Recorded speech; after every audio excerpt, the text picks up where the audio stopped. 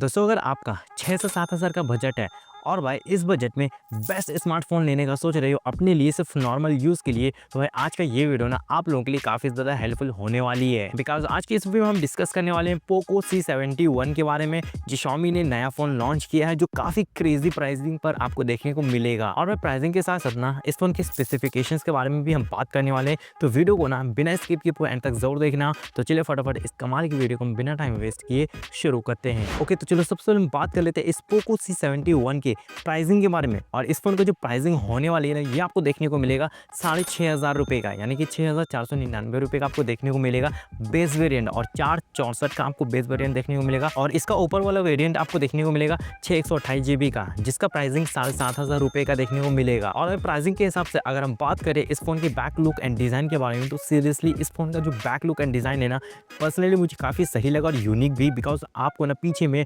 Dual tone texture का design देखने को मिलता है जो काफ़ी ज़्यादा कूल लगता है। और इसका जो कैमरा का मॉड्यूल का जो डिज़ाइन है ना, वो भी काफ़ी सही लगता है। पोको X7 Pro आपने देखा होगा ना, उसी की तरह सिमिलर आपको देखने को मिलेगा जो काफ़ी कूल है। आपका क्या ओपिनियन है इसका डिज़ाइन को लेकर, ये मुझे कमेंट सेक्शन में ज़रूर बताना। और अगर हम बात करें इस फोन की डिस्प्ले के बारे में, तो इसमें आपको 6.88 इंचज़ का IPS LCD देखने को मिलेगा HD प्लस का 120 हर्ट्ज रिफ्रेश रेट के साथ, जो काफ़ी सही है प्राइसिंग के हिसाब से। अगर 6,500 का आपको देखने को मिले ना कोई भी फ़ोन, तो यहाँ पर IPS LCD देखने को मिलेगा, सिर्फ HD प्लस है। और यहाँ पर 120 हर्ट्ज का रिफ्रेश रेट है, जहाँ पर आप स्मूथली आप अपने फ़ोन को यूज़ कर पाओगे। अगर आप नॉर्मल सा कंटेंट वगैरह आप स्ट्रीम करते हो ना, तो काफ़ी ज़्यादा मज़ा आने वाला है, आपको निराशा फील नहीं होने वाली है। उसके अलावा यहाँ पर स्पीकर भी देखने को मिलेगा, जहाँ पर अच्छा साउंड क्वालिटी आपको सुनने को मिलेगा। और अगर हम बात करें इस फ़ोन के प्रोसेसर के बारे में, तो इसमें आपको यूनिसॉक T7250 का चिपसेट देखने को मिलेगा, जो प्राइसिंग के हिसाब से काफ़ी सही है। और अगर हम बात करें इसके AnTuTu बेंचमार्क्स के बारे में, यहाँ पर 2 लाख प्लस AnTuTu बेंचमार्क्स देखने को मिलेगा,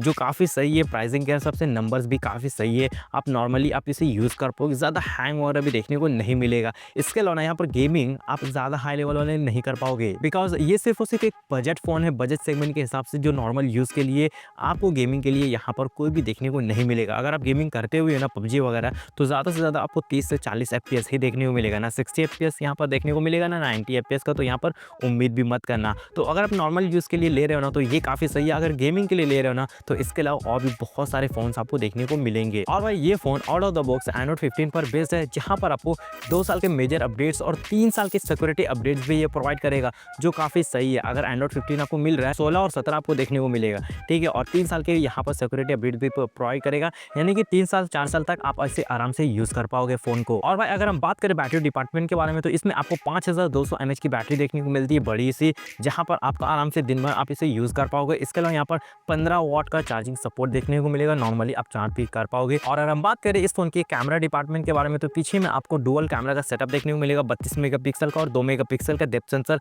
जहां पर से आप नॉर्मल डिसेंट फोटोज कैप्चर कर सकते हो, नॉर्मल वीडियोग्राफी भी कर सकते हो। 1030 FPS पर ही आपको लास्ट वीडियो रिकॉर्डिंग देखने को मिलेगा। और फ्रंट में भाई आपको यहाँ पर ना 8 मेगापिक्सल का सेल्फी सेंसर देखने को मिलेगा, जहां पर आप डिसेंट सेल्फी वगैरह निकाल पाओगे। नॉर्मल स्क्रीन टोन्स भी काफी सही देखने को मिलेगा, सो नॉर्मल यूज के लिए ये काफी परफेक्ट होने वाली है लोगों के लिए। और अगर हम बात करें बाकी अदर फीचर्स के बारे में, तो इसमें आपको 3.5 mm का ऑडियो जैक भी देखने को मिलेगा, जो लोग वाइड एयरफोन से यूज करते हैं, ये काफी सही होने वाली है। और इसके अलावा यहाँ पर अगर आप सिम का स्लॉट देखोगे ना, तो यहाँ पर आपको डुअल सिम का स्लॉट देखने को मिलेगा। इसके साथ साथ एक मेमोरी कार्ड का यहाँ पर एक ऑप्शन देखने को मिलता है, जहाँ पर से आप मेमोरी कार्ड लगा करके आप स्टोरेज को एक्सपैंड कर सकते हो 1 टेराबाइट तक। सो ओवरऑल अगर हम बात करें इस फोन के बारे में कि कैसा है और कैसा नहीं प्राइसिंग के हिसाब से, सो अगर आपका बजट बहुत ही ज़्यादा टाइट है और नॉर्मल फ़ोन यूज़ करने के लिए आप लेना चाहते हो 6 से 7 हज़ार के बजट में, तो ये फ़ोन आपके लिए काफ़ी ज़्यादा यूज़फुल होने वाली है और हेल्पफुल होने वाली है। बिकॉज इतना सस्ता फ़ोन कोई भी अदर ब्रांड्स तो ये प्रोवाइड नहीं करेगा अच्छे स्पेसिफिकेशंस के साथ। सो एक बार डेफिनेटली से चेकआउट करना, और आप लेने वाले हो या फिर नहीं,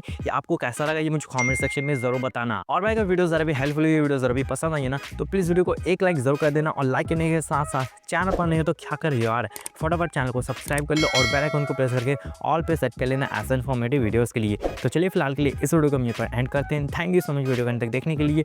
मिलते हैं तब तक के लिए नेक्स्ट वीडियो में। Bye bye.